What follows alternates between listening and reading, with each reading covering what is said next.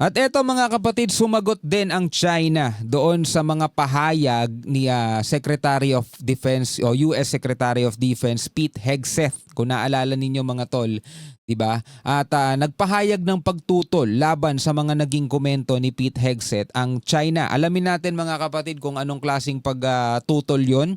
At bigyan natin to ng reaksyon. Itong balitang to mula rito sa UNTV News. Bago natin to simulan, syempre huwag mong kalimutan mag-subscribe. Click mo na rin ang notification bell para ma-notify ka whenever na may mga bago tayong reaction video tulad nito. Huwag na natin patagalin pa, panoorin na natin to mga tol. Tinutulan ng China ang pahayag ni Hegseth na tinawag nilang pananakot sa rehiyong Indo-Pacific. Ayon sa kanila, ang komento nito sa Shangri-La Dialogue sa Singapore noong Sabado ay mapanira at may layuning maghasik ng pagkakabahagi. Giit ng Chinese Foreign Ministry sa halip na isulong ang kapayapaan, inakusahan ni Hegseth ang China gamit ang maling aligasyon at tinawag itong banta. Imbis na isulong ang kapayapaan, magkakaroon ng kapayapaan mga kapatid, no? Kung ang isang bansa o kung ang isang tao isusulong yung respeto, pagsunod sa batas, 'di ba? At hindi ka mang-aangkin o mang-aagaw ng hindi sayo. Magkakaroon ng kapayapaan 'yan. Small scale, big scale, same lang yan. Pareho lang. Dalhin natin sa mas mababang senaryo mga tol. Paano magkakaroon ng kapayapaan ang magkakaibigan o ang magkakapit-bahay na lang mga kapatid? 'Di ba? Kung hindi sila nagbibigay ng respeto sa isa't isa. 'Di ba? Hindi sila nagbibigay ng paggalang sa isa't isa, wala silang konsiderasyon o kaya nang aagaw sila ng mga property ng mga kapitbahay nila. Paano magkakaroon ng kapayapaan doon? 'Di ba? Same lang 'yan mga tol. Magkakapitbahay tayo rito Southeast Asia, China, Malaysia, Vietnam, Indonesia, 'di ba? Pilipinas. Lahat tayo magkakapitbahay dito eh. So ngayon, meron tayong dagat. O meron tayong sabihin nating isang malaking malawak na dagat, 'di ba? Kung hindi tayo nagkaroon ng tig 200 nautical miles exclusive economic zone diyan, kanya-kanya tayong agawan diyan, kung kanya-kanya tayong kuha diyan. Pero dahil nga nagkaroon na ng United Nations Convention on the Law of the Sea, batas karagatan, nagkaroon tayo ng kanya-kanyang bahagi diyan. Pero tignan nyo kung sino lumalabag sa batas o paano magkakaroon ng kapayapaan diyan. Kapayapaan, inakusahan ni Hegseth ang China gamit ang maling aligasyon at tinawag itong banta. Dagdag pa nila, ang US ang nagpadala ng mga armas sa South China Sea at patuloy na nagpapainit ng tensyon sa Asia Pacific. Hinimok ni Hegseth ang mga kaalyado ng Amerika kabilang ang Australia na dagdagan ang kanilang defense spending. Pero mo, US daw nagpadala ng mga armas sa South China Sea. Diba? Wala naman sa armas ang problema eh. Nasa humahawak ng armas yan eh. Ang baril di naman mag-isang puputok yan eh. Depende kung sinong humahawak. Di ba? Eto problema mga tol. O sige, alisin natin ng Amerika. Ito lagi natin sinasabi te. Alisin natin ng Amerika. Hindi sila nagpadala ng armas. Wala ang Amerika mga tol. Tanong, hindi ba mang-aangkin ng teritoryo ang China? Di ba same pa rin, mang-aangkin pa rin sila ng teritoryo? Di ba? Hindi ba magpapadala ng mga warship ang China sa South China Sea o sa West Philippine Sea? Pag ang Amerika umalis, inalis lahat ng mga weapon, inalis lahat ng mga armas dito, sasabihin ba ng China, o sige, West Philippine Sea sa Pilipinas yan. Ganun ba mangyayari? Hindi. Wala namang magbabago mga tol eh. Isa pa rin ang paninindigan ng China eh. Kanila ang buong South China Sea, West Philippine Sea, wala yan. O, asan ang magiging kapayapaan doon? Eh, same scenario pa rin. Nangako naman si Australian Prime Minister Anthony Albanese ng dagdag na 10 bilyong Australian dollars or 6 na bilyong US dollars para sa depensa. Sa ilalim ng ugnayang pangdepensa ng US at Pilipinas, nag-deploy ang US military ng Typhoon launcher sa Luzon na kayang tumarget sa China at Russia. Sa katandaan nila, may mutual defense ang Pilipinas at Amerika. Yun ay ano na yan, kasunduan na mula pa nung 1950s pa. Hindi yan bago lang. Hindi yan yung tipong ngayon lang ginawa dahil lang agresibo ang China. Hindi. Matagal na yung kasunduan na yan. Patuloy namang pinagtatalunan ng China at Pilipinas ang soberanya sa ilang isla sa South China Sea kasabay ng tumitinding maritime tension sa pagitan ng kanilang coast guards. Sino dyan ang hindi sumusunod sa batas? Pilipinas ba? Ang Pilipinas, ginigiit lang naman yung karapatan natin sa pamamagitan ng mapayapang paraan. Mga tol, never nga tayong bumawi sa kanila. Never nga tayong gumanti sa mga agresibong aksyon nila. Etong latest na ginawa nilang agresibong aksyon malapit sa May Pag-asa Island, territorial waters ng Pilipinas yun, binangga tayo, winater cannon pa. Gumanti ba ang Pilipinas?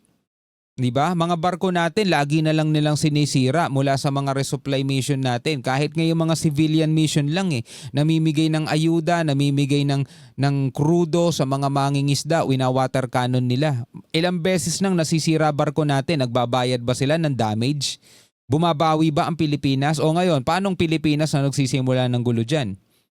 Ayon kay Senior Colonel Zhang Qi ng PLA, ang presensya ng warships at warplanes ng ilang bansa sa South China Sea ay paglabag sa soberanya at karapatang pandagat ng China. Napakalayo na soberanya at karapatang pandagat nila dyan. Balik sila dun sa 200 nautical miles nila. Umaabot sila hanggang dito sa atin O di ba yun nga yung problema Hindi nga kasi nila nire-respeto yung batas. Yung mga warship ng Amerika, warship ng ibang bansa, nasan ba yan? Nasa exclusive economic zone ng Pilipinas yan. Supposedly wala na dapat silang pakialam dun Diba? Ang problema nga, dahil hindi nila nire-respeto yung UNCLOS, binoproblema tuloy ngayon nila. Kamakailan nagsagawa ng joint maritime operations ang US, Australia, Japan at Pilipinas. Inaangkin ng China ang halos buong South China Sea, diba? kabilang ang ilang exclusive economic zones ng Brunei, Indonesia, Malaysia, Pilipinas at Vietnam. Diba? Ang dami nilang inaangkin Sa forum ng Pangulo ng Asya, binalaan ni Hegseth na ang anumang tangka ng China na sakupin ang Taiwan ay magdudulot ng malubhang epekto. Tandaan ninyo mga tol kahit kailan hindi mali na ang isang bansa is makikipag-alyansa sa isang kapwa bansa niya.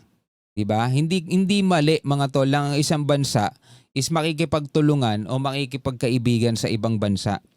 Ang mali mga tol, yung hindi na nga sa'yo, inaangkin mo pa kasi doon talaga nagkakaroon ng sigalot. Nico Chicano, humahataw sa balita. Okay, tuloy natin tong balita mga kapatid. Mula pa rin to sa UNTV News. Sabi rito, Australia, Japan, US at Pilipinas patuloy na nababahala sa kilos ng China sa East and South China Sea. Panoorin natin to mga tol.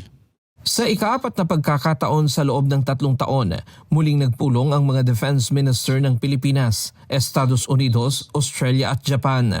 Nangyari ito sa sidelines ng ika-22 Shangri-La Dialogue na ginanap sa Singapore nitong weekend.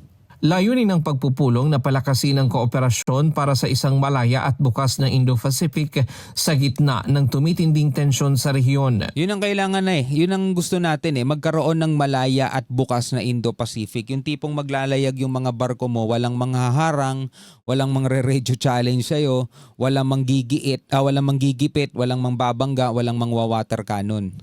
Muling ipinahayag ng 4 na bansa ang kanilang seryosong pagkabahala sa mga agresibong kilos ng China sa East at South China Sea at ang hakbang ng China na baguhin ang status quo sa paggamit ng puwersa.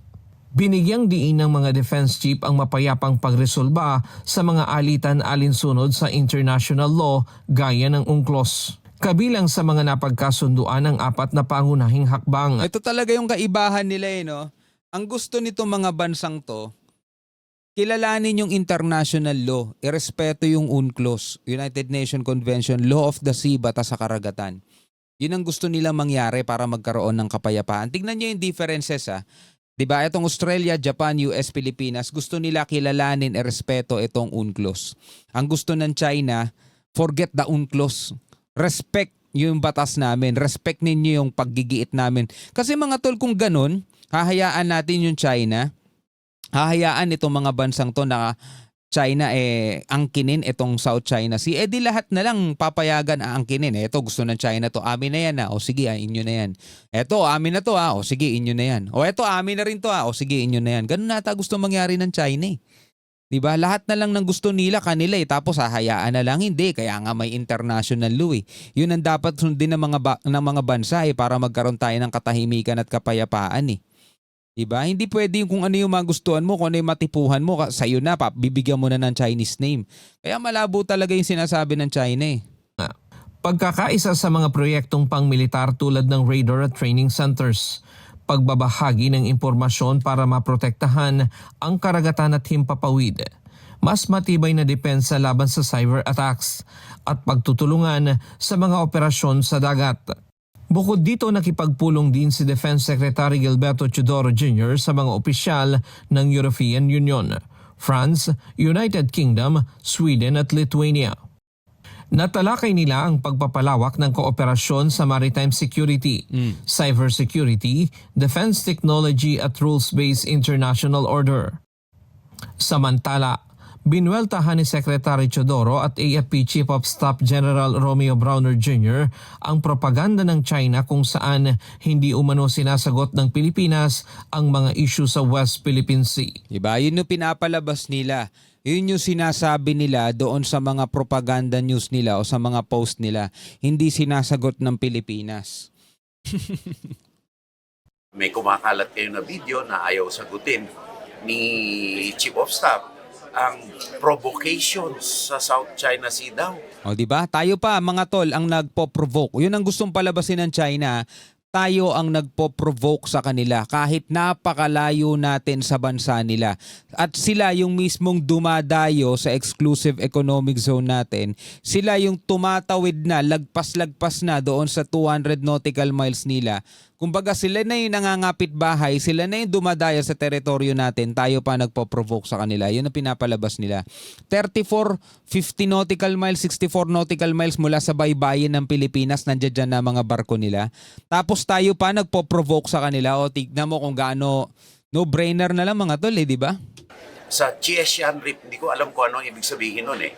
Yan ay utos ng Peking, hindi Beijing Peking. Yan ang tunay na pangalan ng China. Kahapon hinarang ako at yun nga pinipilit tayong tanungin, pero dahil nagmamadali kami, papunta kami dun sa isang meeting natin, bilateral meeting, hindi ko sinagot. But then later on, naglabas sila sa WeChat, binaliktad nila yung istorya na umiiwas daw tayo sa mga tanong nila about West Philippine Sea, at yun nga ang paratang nila na tayo daw yung nag-infiltrate or nag-encroach, pumapasok dun sa teritoryo nila. Sila kaya tanongin, anong masasabi nyo sa UNCLOS?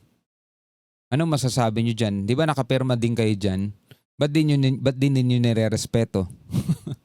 Kaya tama lang na iniwasan ni CS. Ako, akala ko tunay na journalist. Nakipagsagutan ako. Dahil Pilipino, inaagrabyado nila yung Pilipinas. Di natural, sasagutin ko. Lalaban tayo.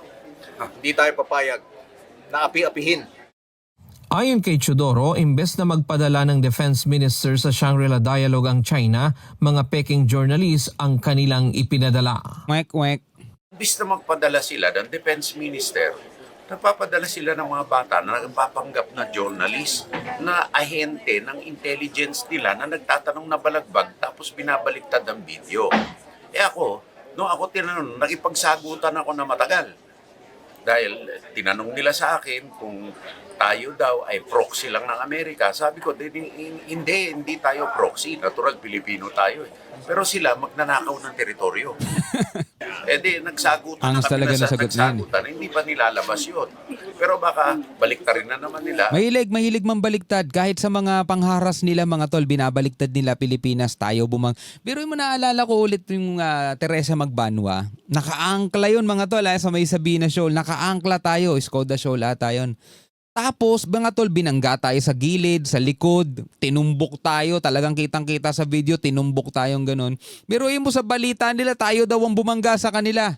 Napakasinungaling talaga. Labas.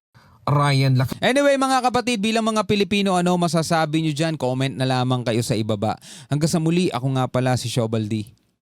Peace out.